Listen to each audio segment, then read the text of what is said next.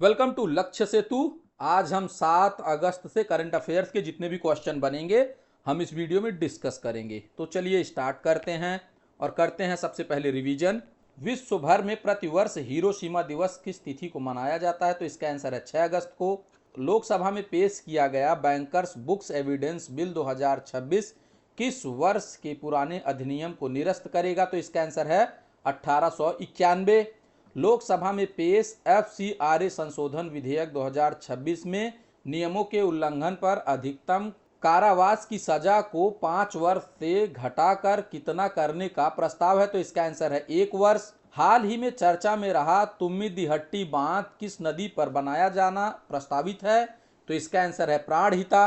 हाल ही में सर्वोच्च न्यायालय ने देश के सभी आर्द्र भूमि संरक्षण अभयारण्यों के चारों ओर कितने किलोमीटर का खनन बफर जोन निर्धारित करने का निर्देश दिया है? तो इसका आंसर है 10 किलोमीटर। ठीक है।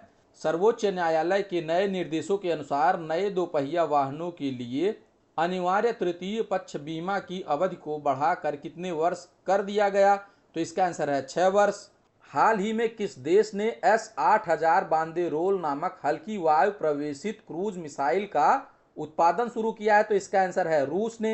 हाल ही में नेचर कम्युनिकेशन में प्रकाशित अध्ययन के अनुसार वैज्ञानिक रूप से मांसाहारी यानी कीट भक्षी के रूप में पुष्टि किया गया पौधा सैक्सीफ्रागा कैंडेलेब्रम किस परिवार का पहला कीट भक्षी पौधा बन गया है? तो इसका आंसर है सैक्सीफ्रागेसी। ठीक है। ये तो है कल का रिवीजन। अगर वीडियो आप लोगों को अच्छी लग रही हो तो वीडियो को लाइक शेयर और चैनल को सब्सक्राइब जरूर करें। तो चलिए आगे बढ़ते हैं। भारत में प्रतिवर्ष राष्ट्रीय हथकरघा दिवस किस तिथि को मनाया जाता है? तो इसका आंसर है 7 अगस्त को हर साल राष्ट्रीय हथकरघा दिवस मनाया जाता है। भारत में प्रतिवर्ष 7 अगस्त को राष्ट्रीय हथकरघा दिवस मनाया जाता है। यह दिवस 7 अगस्त 1905 को कोलकाता में शुरू हुए ऐतिहासिक स्वदेशी आंदोलन की याद में मनाया जाता है। ठीक है। देश में पहला राष्ट्रीय हथकरघा दिवस वर्ष 2015 में आयोजित किया गया था। यह आयोजन केंद्रीय वस्त्र मंत्रालय के अंतर्गत किया जाता है। इस दिवस का मुख्य उद्देश्य बुनकरों का सशक्तिकरण और वोकल फॉर लोकल अभियान को बढ़ावा देना है। ठीक है। प्रसिद्ध हथकरघा कला पोचमपल्ली इकत का संबंध तेलंगाना और संबलपुरी इकत का संबंध ओडिशा से है। ठीक है। तो इन दोनों को आप याद रखेंगे कि पोचमपल्ली इकत का संबंध किससे है? तो तेलंगाना से है और संबलपुरी इकत का संबंध ओडिशा से है। ठीक है। कांचीपुरम सिल्क तमिलनाडु से और बनारसी सिल्क उत्तर प्रदेश की प्रसिद्ध वस्त्र संस्कृत है। ठीक है।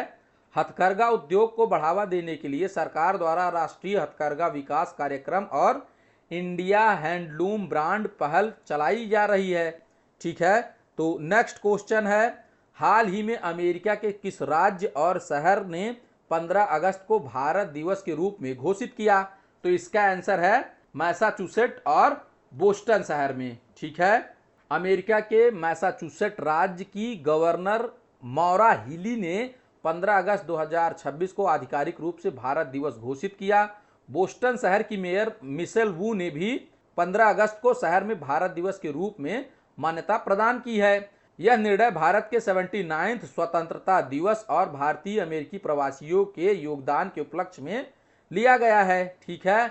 न्यू इंग्लैंड क्षेत्र के साथ द्विपक्षीय संबंधों को बढ़ावा देने के लिए बोस्टन में नया भारतीय वाणिज्यिक दूतावास खोला गया है। अमेरिका में आयोजित सेल बोस्टन 250 कार्यक्रम में भारतीय नौसैनिक पोत INS सुदर्शनी भाग ले रहा है। अमेरिका की राजधानी वाशिंगटन DC है और वर्तमान में मैसाचुसेट की राजधानी बोस्टन है। ठीक है। तो नेक्स्ट क्वेश्चन है, हाल ही में चंदीपुरा वायरस के प्रकोप से निपटने के लिए केंद्र सरकार द्वारा गठित NJORT का पूर्ण रूप क्या है? तो इसका आंसर है national joint outbreak response team. Chandipura virus का नाम महाराष्ट्र के चांदीपुरा गांव के नाम पर रखा गया है, जहां इसे वर्ष 1965 में पहली बार खोजा गया था। यह वायरस मुख्य रूप से संक्रमित मादा सैंड फ्लाई यानी रेत मक्खी के काटने से फैलता है। ठीक है। चंदीपुरा वायरस मुख्य रूप से 15 वर्ष से कम उम्र के बच्चों को प्रभावित करता है और मस्तिष्क शोथ इंसेफेलिटिस का कारण बनता है। ठीक है, केंद्र सरकार ने इस प्रकोप की जांच और निगरानी के लिए गुजरात और राजस्थान में NJORT टीम तैनात की है। यह पहल केंद्रीय स्वास्थ्य एवं परिवार कल्याण मंत्रालय के एकीकृत रोग निगरानी कार्यक्रम के तहत संचालित की जा रही है। राष्ट्रीय विषाणु विज्ञान संस्थान का मुख्यालय पुणे महाराष्ट्र में स्थित है। ठीक है, भारतीय चिकित्सा अनुसंधान परिषद का मुख्यालय नई दिल्ली में स्थित है। ठीक है, तो नेक्स्ट क्वेश्चन है, हाल ही में किस संस्था ने देखभाल की पुनर्कल्पना विकसित भारत 2047 में देखभालकर्ताओं को सशक्त बनाने की रणनीतियां शीर्षक से रिपोर्ट जारी की है? तो इसका आंसर है नीति आयोग ने। ठीक है, इसको आप लोग ध्यान से पढ़ लेंगे।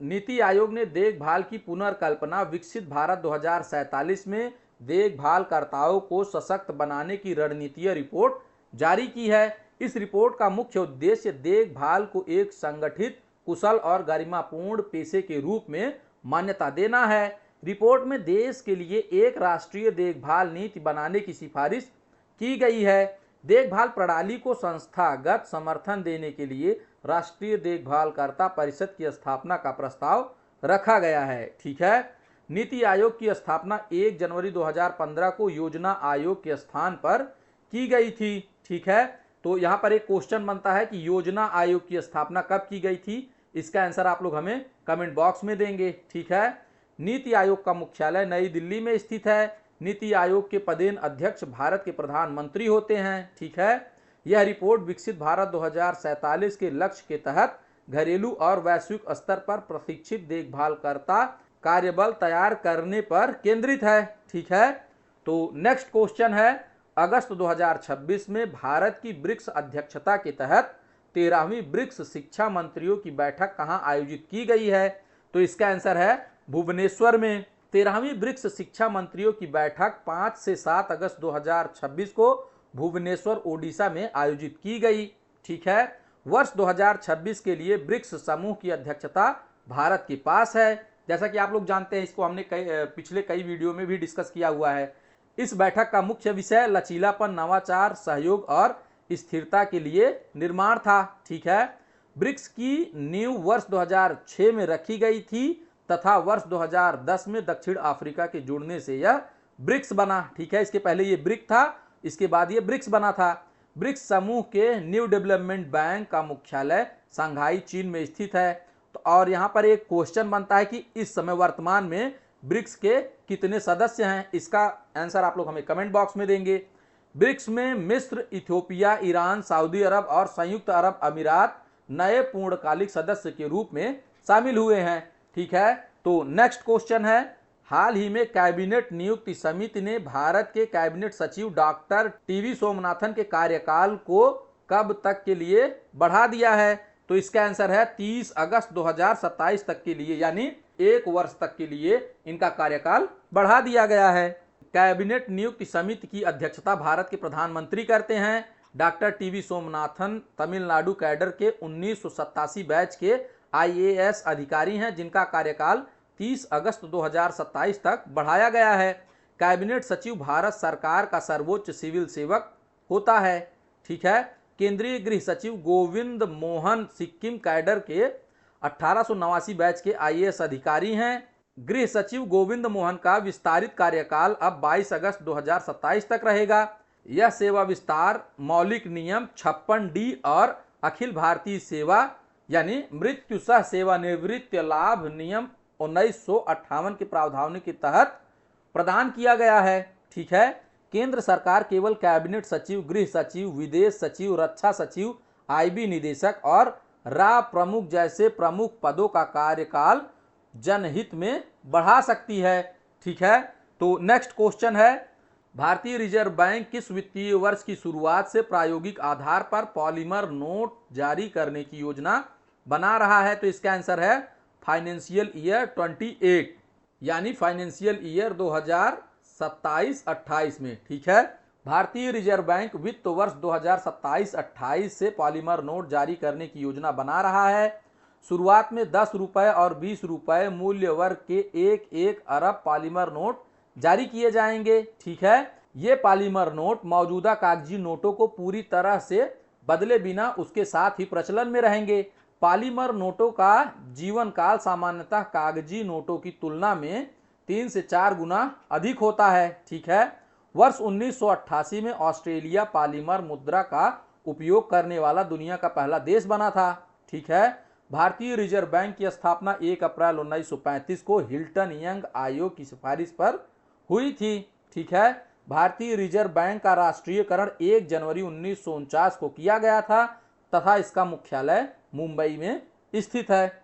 ठीक है। तो नेक्स्ट क्वेश्चन है, हाल ही में उत्तराखंड के सिलकेयारा सुरंग बचाव अभियान के लिए 12 रैट माइनर्स को किस सर्वोच्च जीवन रक्षक पुरस्कार से सम्मानित किया गया है? तो इसका आंसर है सर्वोत्तम जीवन रक्षक पदक से। 12 रैट माइनर्स को सिलकेयारा सुरंग जो कि उत्तराखंड में स्थित है उसमें बचाव कार्य के लिए सर्वोत्तम जीवन रक्षा पदक दिया गया है।